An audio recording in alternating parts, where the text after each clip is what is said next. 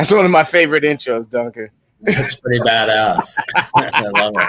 What up, what up, what up, everybody? It's your man, Duncan Cory in the place to be. We got some East Coast, West Coast real estate rivalry going on. What is the deal, Duncan? How's it going, brother? I'm just over here enjoying the sunshine on the West Coast. You know how that goes. Okay. I don't want to hear it. It's like gray. It's overcast. It might even be a little rainy over here. But you know, that just adds to the flavor, the sazon over here, man. That's what it is. Dude, I envy you, man. You guys have I don't know if I'm speaking out of turn over here, man, but my wife was over there and they have what's it called? The map. It's a GPS for the weed maps. Oh, yeah, we got the weed maps. Oh man, I'm just envious, man. You know, so yeah, it's right at your fingertips. It's right there. We're right there. We got the weed map here now, but I don't know how complete it is just yet. Man. So that's got to be huge over there in California right now, man. The market must be going crazy. People trying to buy commercial spaces. Yeah, it's been nuts. I mean, as I think it has all over the country, LA's been out of control. Definitely been probably the busiest market I've seen since I've been in the business for 12 years. So it's been great in terms of being in the business. Obviously, if you're working with buyers right now, it's a little more challenging. You just got to be creative, come up with ways to get your offers accepted. But at the end of the day, the LA market is hot. It always has been and will be. So it's just like over here, man. It's just like New York, man. It's like no matter what they throw at it, the market is just going to be crazy. The commercial market over here is a little weird, but the residential market is on fire, man. And you know, people are moving like crazy. Duncan, 12 years in the business, bro. You are a senior citizen in this business, man. I am. Would you start in the business when you was 12? What the hell is this, man? Let's just say I'm older than I look. I like that. Well, that's that California life preserves folks, and you know, black don't crack, so we get preserved too, right? So talk to me, man. Talk to me about what you know. Let's talk about what you're doing. Like you are like God of escrows and things like that, man. What's that market like? You know, talk to me about a day in the life of Duncan Cory. You know, I'm doing a lot of things. I'm a hustler. I'm a go-getter, man. So I'm always working on side projects. I'm always working on something related to real estate. So one thing that I do is I do business development for an escrow company local here in Beverly Hills. And of course, we've just been on fire with the way the residential market is. You know, our escrow officers are very seasoned, work with some of the best in the business, and they are very busy, but always looking to take on new work. So I'm just kind of the face of that and go out there and make the relationships, which is what I'm good at. In terms of my agent business, it's been busy. I'm working with mainly buyers right now, but I actually had a listing call with someone this morning who I sold them a condo in Brentwood a few years back, and he's looking to sell and buy. So, you know, it's just in terms of my real estate business, I'm very fortunate that I have been doing it for a long time. So the business is just kind of coming to me. That momentum. Yeah. And I have a great team that I've put together in real estate from all my vendors that I work with, you know, lenders, title people, people to really transaction coordinators, assistants, people to make it all happen behind the scenes and make the client look like a hero. So yeah, we've got it all down to science. So, you know, I'm just I don't want to put you on the spot or anything like that, right? And I don't want to burn any bridges, but is there any special title or special lenders that you want to really give a shout out to, like top grade AAA that you really want to give a shout out to? Who's that? Absolutely. My boy Arsha, he's over at Cornerstone Home Lending. Let's go. He's been on fire, man. He helps me out. He helps my clients out. He's a go-getter. He works his ass off, and he's so good at what he does. I've never had a deal fall through because of him. So he's awesome. I'm gonna try my best at this and see if this works. It's not working. Hold on. I think I got it. I think I got it. No, I didn't. All right. I was trying to real quick put the graphic up, but I'm doing it myself. So Cornerstone Helm is your go-to guy, man. That's awesome. Yeah. And see, the essence, what I try to tell the agents that I coach with is the real magic around my business is around the allies that I have surrounding me. That you're the sum total of the 5 people that you're closest to and shit, right? But if I can't rely on my lender, or if I can't rely on my title person, if I can't rely on the attorneys that I'm calling on to help my people, then I don't know what I would do, man. Sure.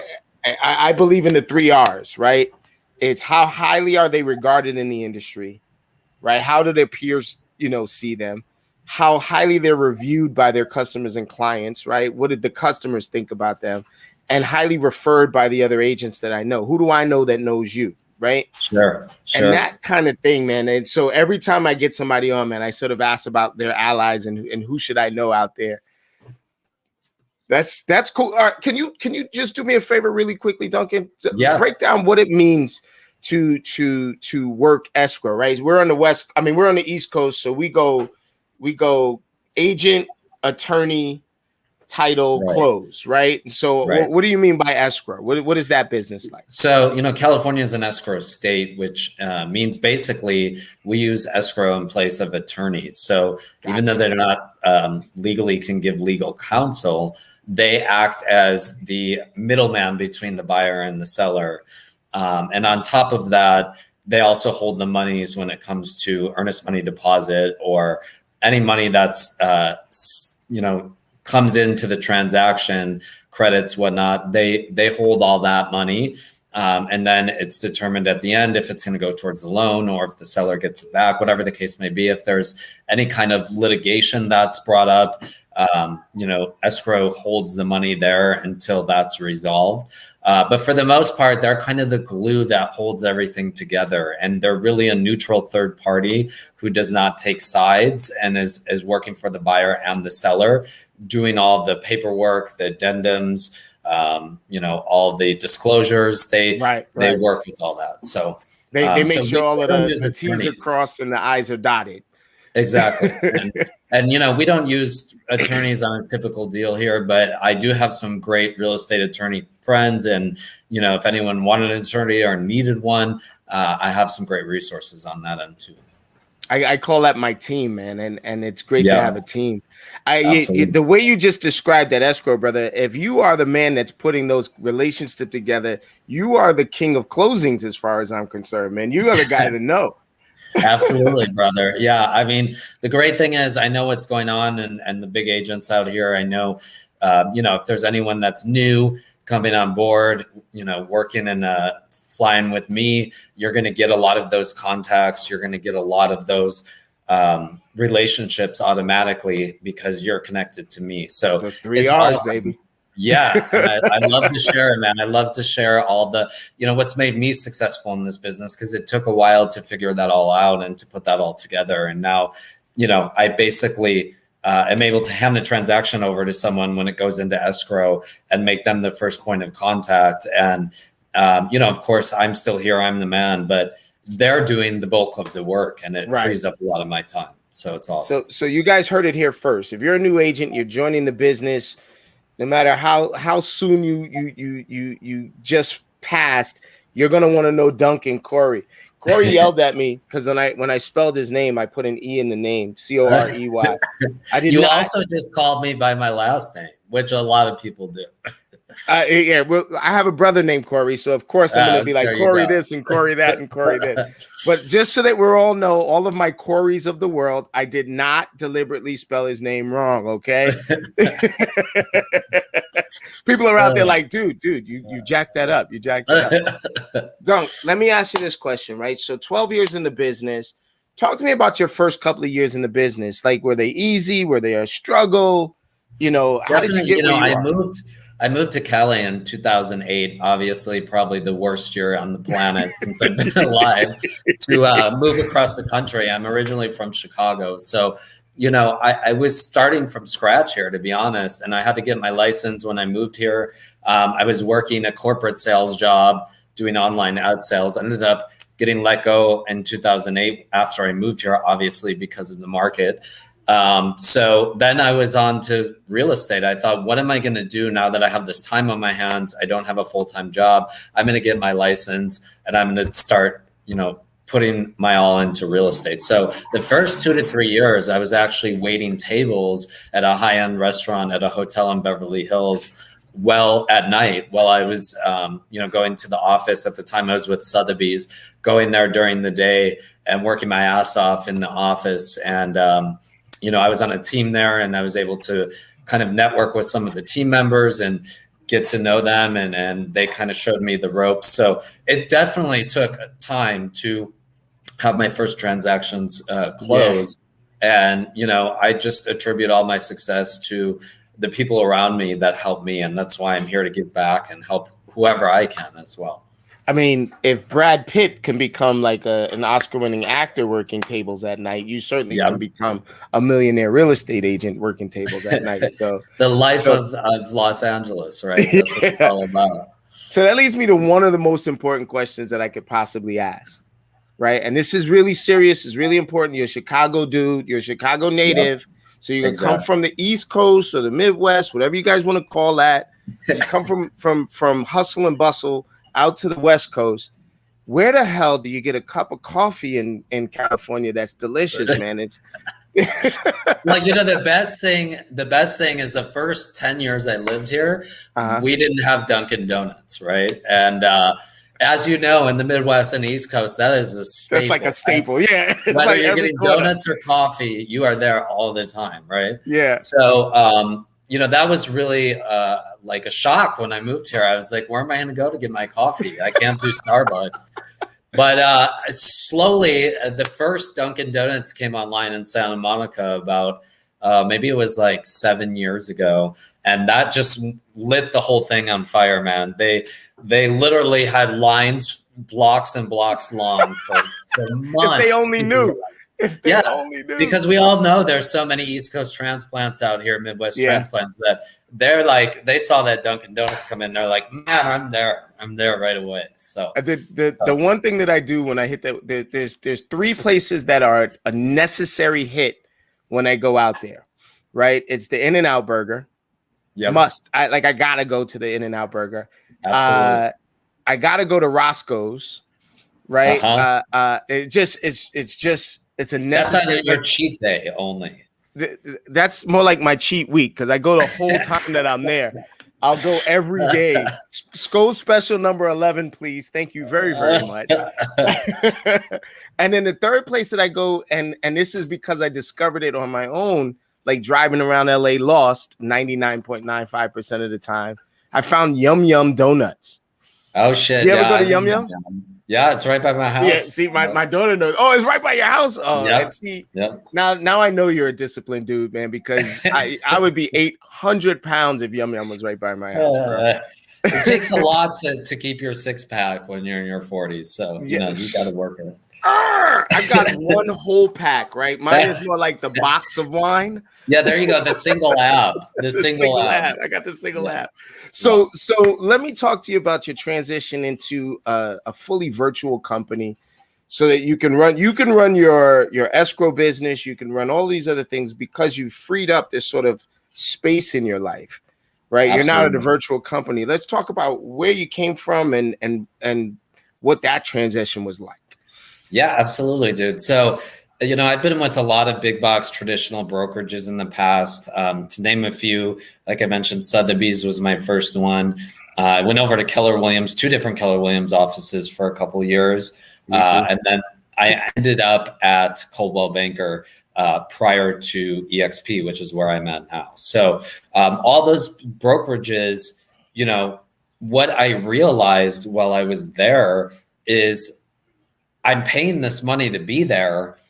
I'm not getting any support from the staff, from lead generation. Yeah, they have these little classes or training, but they're usually taught by agents or someone that's not very interested in really seeing an agent grow, right? Right. And I just felt like no one was using me as a realtor because I hung my license at Coldwell Banker. No one gave a shit, to be honest. So, I was paying so much every month, getting a lower commission split and working harder. And I just realized over time, what am I doing wasting this time and money somewhere where it's not going to help me grow and it's not getting me more clients? That's crazy. I think I could have just overlaid my story onto your story, man. It's just the same kind of thing. As a matter of fact, man, I wound up teaching a lot of the classes in the places that I was at. I think we followed the same sort of journey. I just didn't end up at CB. I went from KW to EXP. Yeah. And, everywhere that I went, similar to you, I was putting together stuff from all over the place, man. I was doing like this weird Frankenstein monster, and you take this class and you talk to this agent and you pay for this service and you do and what wound up happening is I came to the realization that, I'm doing all of this and there really was no benefit from the company name. Like nobody was like, oh shit, you're with Keller, let me give you my listing. It was more along the lines of I just spoke to another Keller agent, or I just spoke to another this agent or that agent. And what I came to the weirdest realization after I moved, so after I came to EXP, was that no one had ever in 25 years ever offered me any kind of equity for the building that I was doing for their company. Right. I was building the brand. It was agent based, building the brand. Like I was making 100 contacts a day, starting with, hey, this is Sekou, I'm from such and such company. And and I was repeating the company name hundreds of times a day with nothing in return. Sure. I might as well work at McDonald's. Then you'd really have the single ad, man. That would be more like the keg, right? That's what we talk about, right? Yeah. So what's really funny for me is that I get to hang out with agents like you. I get to really build with agents that have unique perspectives. I love the fact that you have your hand in different businesses, that you are the closing guru right now, man. If I'm telling you right now, anybody that I know on the left coast that's doing some business, I'm going to be like, you need to shout out Duncan, right? You need to make sure that is the person that you talk to about getting your properties closed. Dude, man, it is one of my favorite things to do now to do these sessions. And I always have like this like weird, crazy curveball question for my guests. So be completely uncomfortable. You ready? I'm ready. You ready? This is the hardest question you will ever get. How do I help you grow? The time I've known you, Sekou, you've just been such a great inspiration and mentor. And, it's just talking to you. It feeds my energy and I get really energized. And you're just so great at speaking and, you're helping me grow just by doing this. So spending your quality time, which I know you're a busy man, speaking with me is very appreciative. And, same to you. If I know anyone out there, they're going straight to Sekou. So let's go. Listen, man, I rarely apologize for anything, but what you guys out there don't know is that Duncan and I was supposed to do this like 6 or 7 times already. And like every time something has come up and so this is a long time coming, but this won't be the last one. No. I got to do a few shout outs. We're doing a June challenge, Duncan, and you might even want to be a part of this, man. Yeah. I got 1 or 2 West Coast agents a part of the challenge. What we're doing, so every month so far since March, we've done like another $1 million challenge, right? So March, April, we did each agent in the group, in the Commitment to Cap'n group, was going to put at least $1 million worth of business together in volume.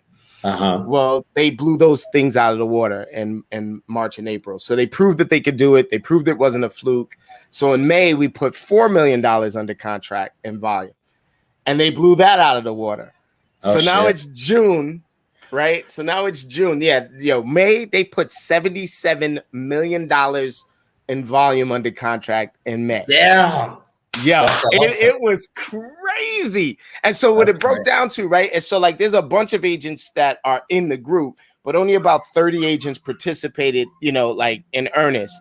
And then only 23 of those agents were diligent about reporting their numbers. And so with $77 million worth of transactions, that was $1.7 million worth of commission, right? At 2.5%, you figure one side, right? Yeah. And so if you divide that by this 23, they got $77,000 each in commissions coming from this month. Now, of course, it doesn't all show up this month, right? But I mean, that's crazy. So what we decided to do was to repeat the process in June. We're gonna put $5 million each under contract, but they're gonna do it as a team. Like there's gonna break down into teams. Yeah. And so it's gonna be volume and points for style. We're awarding points for style. Shit. What kind of style? Door knocking, telephones, videos. Okay. Like, how are you getting these people to convert and things like that? We're making a fucking mess, Duncan, man. It is absolutely, it's crazy. Yeah. So it's the third day of June, right? It's 4:52. Yep. I'm going to share my screen with you guys and show you what the production is like in 3 days. So I promised I would share this. I did not share it when I was supposed to, so I'm going to share it right now. Sweet. Let me just see. Chrome tab, production numbers. Bang. Bang, bang. Look at this. Look at it's $11.5 million worth of transaction in 3 days. It's amazing, man. Amazing. Dude, these guys are killing it. And and most of these agents are less than a year old. Some of them are a little bit more than a year old. But the ones that are a little bit more than a year old, they also they produce a little bit more, right? Yep. But because this is an accumulation, man, this thing has been crazy. So if you got guys that want to get in on it, man, there is no shame in the game. We are rocking and rolling. This lady right here, let me see if I can find it. Queen Harjeet, right? You see this? She's already at 1.6, 3 days in. Right? I gotta ask, is that her real name or did she make a stage name? So her name is Harjeet, but she earned the title queen because last month, out of the 77 million or the 70 million, whatever the damn number was, she had 17 million of it. Shit. So we were all like, we're not worthy. We're not worthy. She is at like everyone. Queen. It's a battle of wills. And so we decided that at will we were going to do this. So I'm going to extend that to you guys out there. I got one agent from Southern California that's participating. So she's going to be up at 6 o'clock in the morning, lead generating with us. Nice. And she gets the best part at 8 o'clock at night on the East Coast. We get together to have a call. It's only 5 o'clock for you guys. So that's good. That's good. Duncan, man, listen, I love you to death. Let's get together. Let's do this again. Yes, I would love that, man. And listen, I'm here to take people on the journey with me as well and set up systems. I have systems set up very similar to you. So it's super exciting to share everything I'm doing to help agents grow. And a lot of it I modeled after you. So again, thank you so much. Let's go. How do they get in contact with you, Duncan? What's the best way to get in contact with you? I'd say text me, man. We all do text these days. My local number, 310-818-9441. Again, that's 310-818-9441. You could hit me up on Facebook, Duncan Cory Jr. with no E in the Cory. And also on Instagram at Livin' in SoCal. That's LIVIN_IN SoCal on Insta. Living in SoCal. Did I do this right? Living in SoCal.com. You did it absolutely right. Yep. All right. I'm gonna put the number up again. I'm going to edit this because this is an @ before that, because that's Instagram, right? Yep. And you said Facebook was just my name, Duncan Cory Jr. All right. DuncanCoryJr, right? Yep. There you go. So we got it all. We got Duncan Cory Jr. on Facebook. Oh, that's not how you spell Duncan. That's almost. So Duncan Cory Jr. living in SoCal, and 310-818-9441. Duncan, it's absolutely my pleasure to hang out with you. And if you know, like I know y'all, you're going to get on his calendar. You're going to get on his schedule. You're going to make it so that you are putting yourself in a position to earn, win, and learn. And I'm going to take us out of here with the fader, just like my man DJ Premier used to do back in the day. And I will see you all later. We're going to go out with the peace.